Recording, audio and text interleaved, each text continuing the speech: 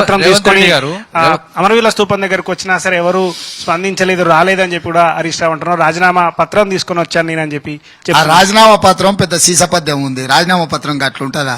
మీరు పోయి స్పీకర్ గారిని అడుగుంటే రాజీనామా పత్రం ఫార్మాట్ ఇవ్వమను, స్పీకర్ గారు మీకు ఫార్మాట్ ఇస్తాడు.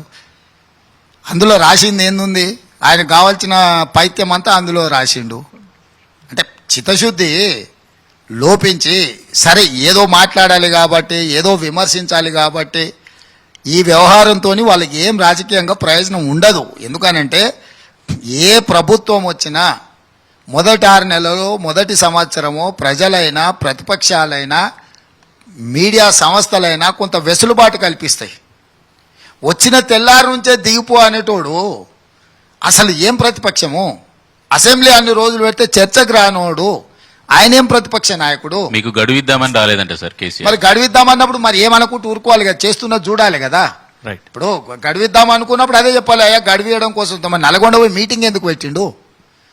అసెంబ్లీకి రాడు, నల్గొండలో పోయి మీటింగ్ పెడతాడు. ఒక టీవీ ఛానల్ పోయి రాసుకోరా సాంబిగా అన్నట్టు ఆయన అడుగుడు, ఈయన చెప్పుడు. 4 గంటలు టీవీ ఛానల్లో కూర్చోవడానికి వస్తుంది కానీ అసెంబ్లీకి రావడానికి ఆయనకు సమయం లేదా? రేవంత్ రెడ్డి గారు ఫోన్ టాపింగ్ ఇష్యూలో ఏదైతే బీఆర్ఎస్ ఒక ఎమ్మెల్సీ పేరు కావచ్చు, లేకుంటే మాజీ సీఎం పేరు కావచ్చు, 2 పేర్లు రావడం జరిగింది.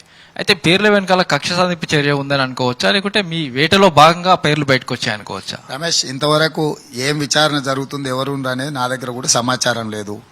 విచారణ కొనసాగుతుంది. అధికారులు ఇంతవరకు నాకు అధికారికంగా ఎలాంటి నివేదిక ఇవ్వలేదు.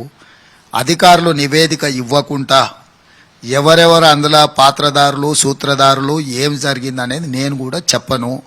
అలా చెప్పడం నా కుర్సీకి, నా హోదాకి సరైనది కాదు. కాబట్టి పూర్తి స్థాయిలో ఎన్నికలు కూడైన తర్వాత ఇప్పటి వరకు జరిగిన విచారణలో ఏం జరిగింది, వాళ్ళు ఏమేం చేసిండ్రు, అందులో ఎవరున్నారు, ఎవరెవరి నెంబర్లను ట్యాప్ చేసిండ్రు అనే వివరాలు మొత్తం పూర్తి నివేదిక తీసుకొని బడ్జెట్ సమావేశాలల్లో శాసనసభ వేదికగా ప్రజలకు చెప్తా. నేను పత్రికా సమావేశాలలోనూ మీడియా మిత్రుల దగ్గరనూ అత్యంత కీలకమైన విషయాలు ప్రస్తావించడం వల్ల ఇది తెలంగాణకు ప్రజలకు నష్టము.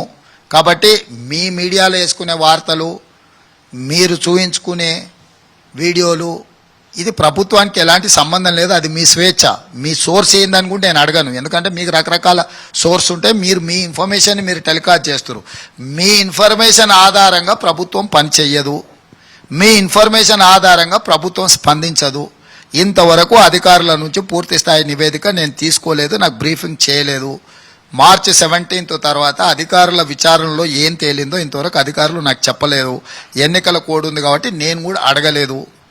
సో బడ్జెట్ సమావేశాలు వచ్చేటప్పటికి ఎన్నికల కోడ్ అయిపోయిన తర్వాత టోటల్గా అసలు ఎక్కడ మొదలైంది, ఎక్కడ ముగిసింది అనేది, ఇంకా భవిష్యత్తులో చేపట్టవలసిన విచారణ ఏదైనా ఉంటే కూడా అధికారులకు పూర్తి స్వేచ్ఛ ఇస్తాను. నేను విచారణ అధికారిని కాదు.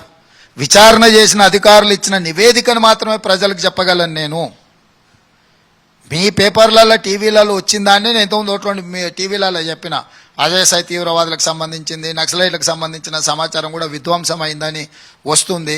ఇది ఆందోళనకరము. ఎందుకంటే based on the media speculations నేను రియాక్ట్ అవుతున్నా. సో ఒకవేళ సంపూర్ణమైన సమాచారం నా చేతికి వచ్చినా నేను శాసనసభ వేదికగా ప్రజలకు జవాబుదారీతనంగా చెప్తాను. ఎప్పుడు పడితే అప్పుడు, ఎట్లా పడితే అట్లా నేను మాట్లాడాను, నేను చేయను అట్లాంటి పని. నా తత్వానికి అది విరుద్ధం.